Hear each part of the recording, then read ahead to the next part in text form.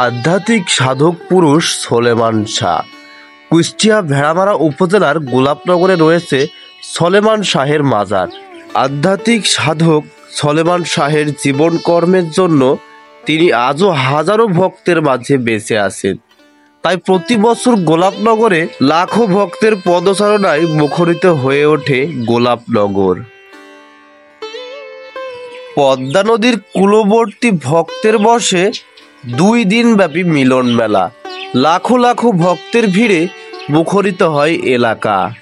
আমি তাকে মনে থেকে ভালোবাসি, আমি তার ভক্ত। আমি তাকে অনুসরণ করি, আল্লাহর কাছে মাথা নত করলাম। আল্লাহর কাছে, ওনার কাছে না, ওনার পায়ের তলে না, ওনার কাছে। আমি আল্লাহর কাছে মাথা নত করলাম, ওনাকে অনুসরণ করি। উনি আমার গুরু, সেই হিসাবে তার অনুসরণ। নবীজি গুরু, নবীরই তো তারা তো নবীরই বংশধর, তারা তো নবীরই বংশধর। আসসালামু আলাইকুম এভরিওয়ান, আশা করি সবাই ভালো আছেন। আল্লাহর রহমতে আমিও ভালো আছি। বর্তমানে আমি যে জায়গায় আছি সেটা হচ্ছে সুলাইমান সাহেবের মাজার। আর এই মাজারটা আজকে সম্পূর্ণ আমি ঘুরে দেখাবো এবং মাজারে কি করা হয় এবং কোথায় অবস্থিত সেটা আজকে জানানোর চেষ্টা করব এই ভিডিওতেই।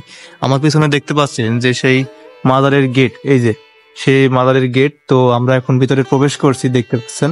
এবং এই মাজারটি কিন্তু আসলে সেই আমাদের কুষ্টিয়া জেলা, আসলে সেই ভেড়ামারা উপজেলায় অবস্থিত এবং এটি হচ্ছে সেই মাজার। তো মাজারটিতে কি কি আছে এবং কোথায় কি অবস্থিত, মানে সেটা কিন্তু এই ভিডিওতে আমি সম্পূর্ণ দেখাবো। চলুন সম্পূর্ণ জায়গাটা ঘোরা যাক। উনি তো আজমির শরীফ আসছিল, ওনার জন্মভূমি দেশ হচ্ছে বরিশাল, আর আসছে আজমিরের থেকে। মানে উনি ছোট থাকতেই বাড়ছেন, বের হয়ে চলে গেছিল কলকাতায়। কলকাতায় যার জন্য বাড়ির জায়গা থাকি, সেখানে তার হাওলাতে থাকি লেখাপড়া করছে। লেখাপড়া শিখে তারপরে সেখান থেকে চলে যায় হচ্ছে আজমিরে। আজমিরে যায় কোনো এক মসজিদে 8 বছর ইমামতি করছে।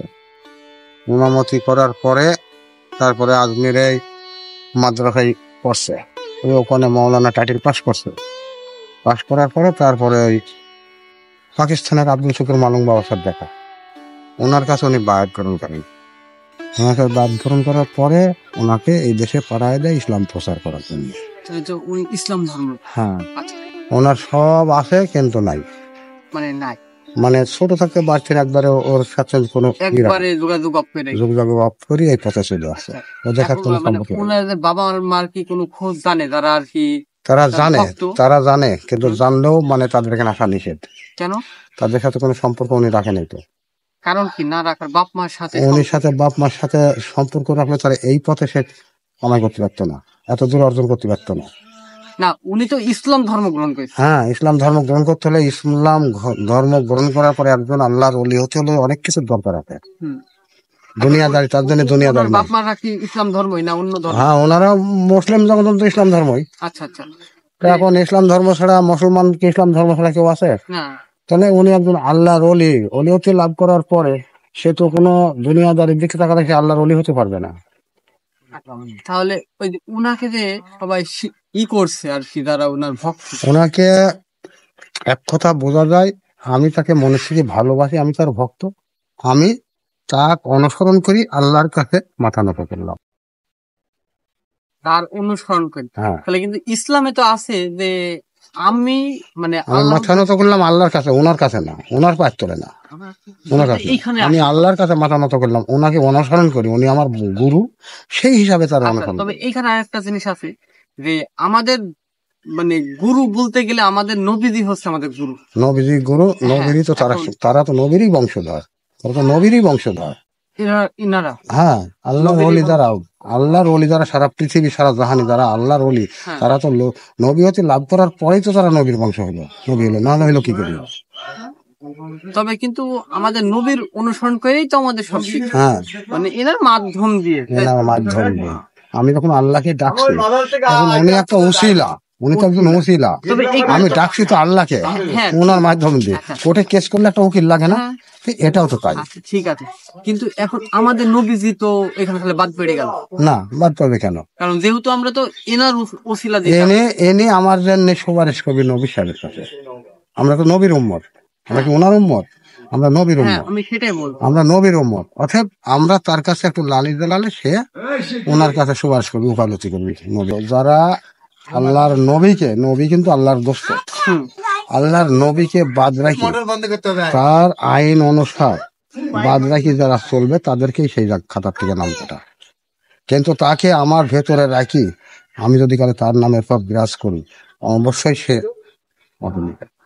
মানে আপনারা যেটা বলতে যাচ্ছেন যে আপনারা এর কাছে করেন, এ নবীজির কাছে সুপারিশ করবে যে আমার হ্যাঁ, অমুক, আমরা নবীর উম্মত, হ্যাঁ বা উনি একটা উসিলা, ওনার মাধ্যম দিয়ে আমরা সেখানে পৌঁছাবো তার কাছে। আচ্ছা। তো আমরা এখন মাজারের ভিতরে প্রবেশ করতে যাচ্ছি। আসলে এখানে অনেক ফকির তান্ত্রিক লোক এখানে এসে সিজদা করে বা অনেক কিছু করে থাকে যেগুলো আসলে মুসলমানদের করা উচিত নয়, সেই কাজগুলো কিন্তু তারা এই জায়গায় এসে করে থাকে।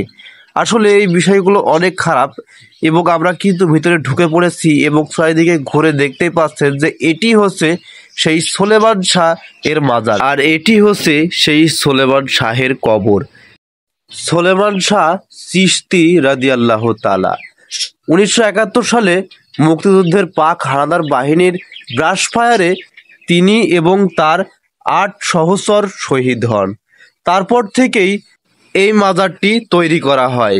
ইসলাম ধর্ম প্রচারের জন্য 19বিংশ শতকে যে সকল মহিয়সী আউলিয়া, গাউজ, কুতুব, দরবেশ, ফকির এই উপমহাদেশের তথা বাংলাদেশে জন্মগ্রহণ করেছেন হযরত সুলেমান রাদিয়াল্লাহু তাআলা, এবং এখানে তার মাজারের পাশেই রয়েছে একটি নামাজের ঘর।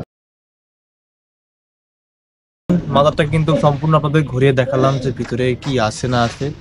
তো আপনারা বুঝতেই পারছেন যে এরা কিন্তু আসলে এক ধরনের পূজারি বলতে গেলে, আর কিন্তু আল্লাহর নামে এরা শিরক করে। এবং এখানে দেখতে পাচ্ছেন যে ভেড়ামারা কুষ্টিয়া, মানে ভেড়ামারা উপজেলা এবং কুষ্টিয়া জেলা, আর কি এখানে আসলে কিন্তু আপনারা এই সুলাইমান শাহর মাজারের যে মানে কথা বললেই এখানে কিন্তু নিয়ে আসবে আপনাকে, অটোওয়ালা বা ভ্যানালাকে বললেই এখানে নিয়ে চলে আসবে। আর দেখুন যে এখানে কিন্তু তার জন্ম হচ্ছে এই যে 1879 বা 80 সালে, এবং বাংলা সনদ, এবং এখানে কিন্তু সবকিছু লেখা আছে। বর্তমানে যুদ্ধের আগে কিন্তু এই মাজারটি উপস্থাপন করা হয়।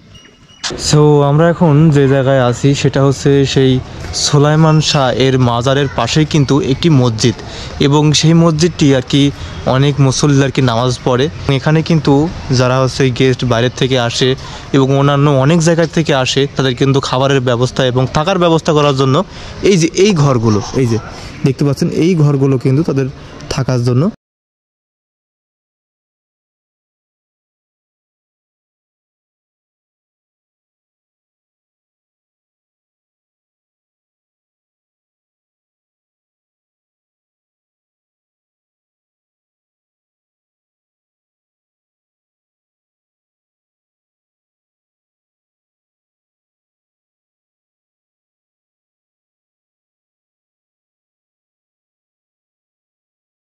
যাই হোক, এখানে একটি মজার বিষয় কি, এটা কিন্তু দেখতে পেলাম আমরা, এটি কিন্তু সেই নৌকা আর কি, যেই নৌকাটা কিন্তু তিনি পদ্মা নদী ভ্রমণ করে বেড়াতেন। এই যে এখানে কিন্তু লেখা আছে, এই যে দেখতে পাচ্ছেন, সম্পূর্ণ কিন্তু ডিটেলস এখানে লেখা আছে। তিনি কিন্তু এই নৌকাটায় আর কি দিয়ে সেই পদ্মা ভ্রমণ করতেন। যাই হোক, আমার বাম পাশে রয়েছে বের হয়ে যাওয়া গেট, যে গেটের পরে রয়েছে অনেক হোটেল এবং দোকান পাশার, এবং আমার ডান পাশে রয়েছে মাজারে প্রবেশ করার গেট। এবং আমাদের সামনে যে ঘরগুলো দেখতে পাচ্ছেন এগুলো হচ্ছে ফকির তান্ত্রের লোকগুলো এখানে থাকে, এবং তারা হচ্ছে এই মাজারে অনেক সময় কিন্তু অনেক কাজ করে থাকে, তারাই এই ঘরগুলোতে থাকে। তারা সবাই হচ্ছে ফকির তান্ত্রের লোক, এবং এখানে যারা আসতে চান বছরে 2 বার এখানে মেলা বসে, তারা ওই সময় আসতে পারেন।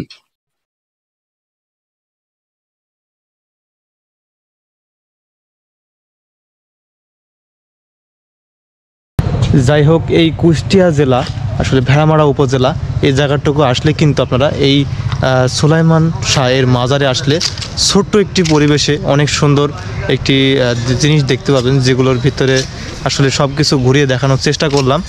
তো যাই হোক, আজকের ভিডিওটা আমি এখানে শেষ করে দিচ্ছি। সবাই ভালো থাকবেন, সুস্থ থাকবেন, এবং আমার চ্যানেলটি সাবস্ক্রাইব করবেন এবং পাশে থাকবেন। ধন্যবাদ বন্ধুরা, আল্লাহ হাফেজ।